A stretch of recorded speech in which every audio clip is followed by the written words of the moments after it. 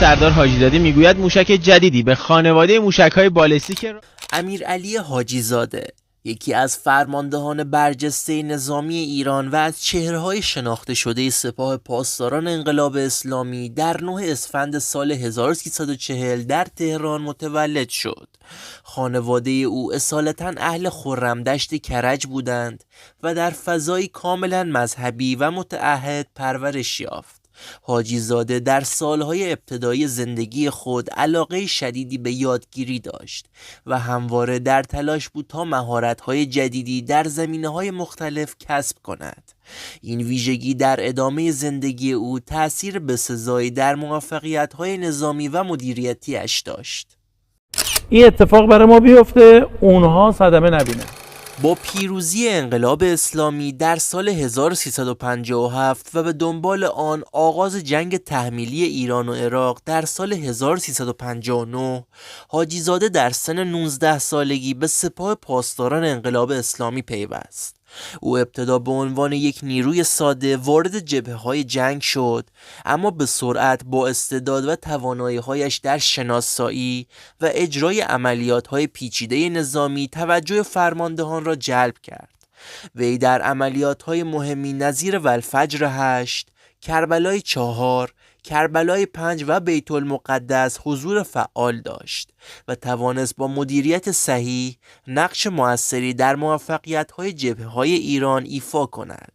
این تجربیات پایه‌گذار شخصیت نظامی و مدیریتی او در سالهای پس از جنگ شد. پس از پایان جنگ تحمیلی در سال 1367، حاجیزاده فعالیت خود را در حوزه توسعه توانمندی‌های نظامی ادامه داد. او به عضویت تیمی درآمد که مسئولیت توسعه توان موشکی ایران را بر عهده داشت. در این تیم به رهبری شهید حسین تهرانی مقدم، حاجیزاده نقش مهمی در طراحی و ساخت موشک‌های بومی ایفا کرد. این دوران نقطه عطفی در تاریخ نظامی ایران بود، زیرا ایران با تحریم‌های گسترده مواجه بود و دستیابی به تجهیزات پیشرفته از کشورهای خارجی تقریباً غیر ممکن به نظر می رسید. حاجیزاده و تیم همراه او توانستند با تکیه بر دانش بومی و تلاش‌های شبانه روزی پروژه‌های بزرگی مانند تولید موشک‌های شهاب، قیام و فاتح را به سرانجام برسانند. گذاشتن تازه فهمیدن که چه کار درستیه، چون اگه کار درست در سال 1388 با تشکیل نیروی هوافضای سپاه پاسداران انقلاب اسلامی، حاجیزاده به عنوان نخستین فرمانده این نیرو قرار داده شد. این انتخاب نشان دهنده اعتماد کامل فرماندهان ارشد به توانایی‌ها و مهارت او بود. تحت فرماندهی او، نیروی هوافضا توانست به دستاوردهای بی‌سابقه‌ای دست یابد و ایران را به یکی از قدرت‌های بزرگ موشکی و فضایی منطقه تبدیل کند. یکی از مهمترین دستاوردهای این دوران، توسعه موشک‌های بالستیک با دقت بالا بود. این موشک‌ها که قابلیت هدفگیری دقیق نقاط استراتژیک را دارند، به عنوان یکی از عوامل بازدارنده در برابر تهدیدات دشمن شناخته می‌شوند. یکی از برجسته‌ترین دستاوردهای دوران فرماندهی حاجیزاده پرتاب ماهواره نور 1 در 3 اردیبهشت 1399 بود. این ماهواره نظامی با استفاده از ماهواره بر قاصد و از کویر مرکزی ایران به فضا پرتاب شد. موفقیت این پروژه نقطه عطفی در تاریخ فناوری فضایی ایران بود و ایران را به جمع معدود کشورهایی پیوست که توانایی پرتاب ماهواره‌های نظامی را دارند.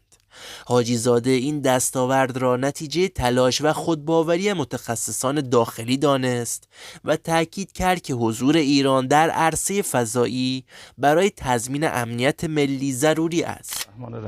برای ما توفیقی، تشکر می‌کنیم که در دی ماه 98 پس از ترور سردار قاسم سلیمانی توسط نیروهای آمریکایی، ایران در پاسخ به این اقدام عملیاتی را با نام شهید سلیمانی علیه پایگاه عین الاسد که متعلق به نیروهای آمریکایی در عراق بود اجرا کرد.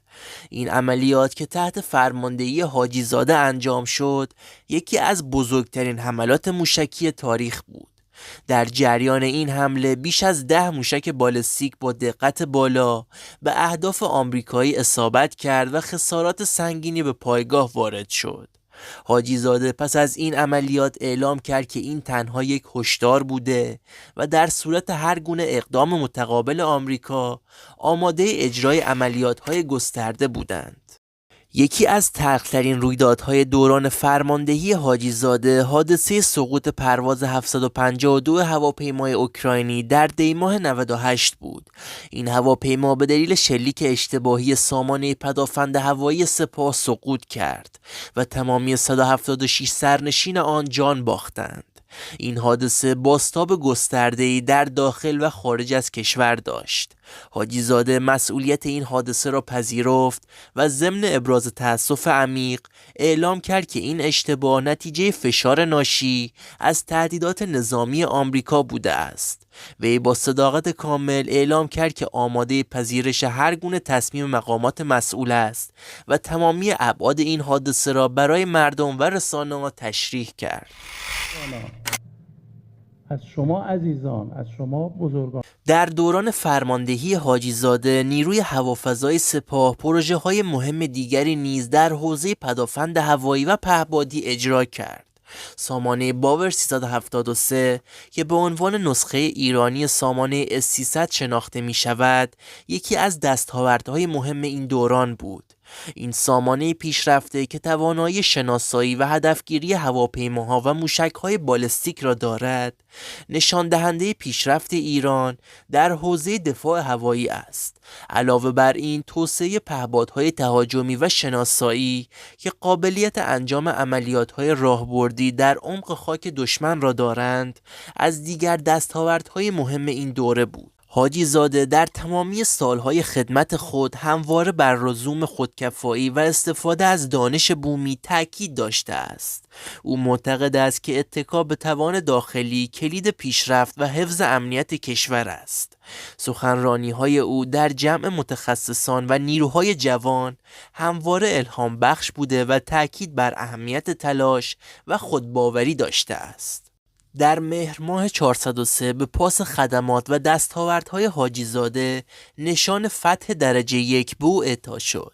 این نشان یکی از بالاترین افتخارات نظامی در ایران است و تنها به افرادی تعلق می‌گیرد که نقشی کلیدی در تقویت توان دفاعی کشور داشتند. دریافت این نشان تقدیری از سالها تلاش و ایثار حاجیزاده در خدمت به امنیت و پیشرفت کشور بود. امیرعلی حاجیزاده نه تنها به عنوان یک فرمانده نظامی بلکه به عنوان یک رهبر و الگو برای نسل‌های جوان شناخته می شود. او با تلاش‌های خود در زمینه توسعه توانمندی‌های نظامی و فضایی ایران را به جایگاهی ممتاز در منطقه رسانده است. زندگی او نمونه‌ای از تعهد، تلاش و مسئولیت پذیری است که می‌تواند الهام بخش تمامی کسانی باشد که به پیشرفت و امنیت کشور خود می‌اندیشند.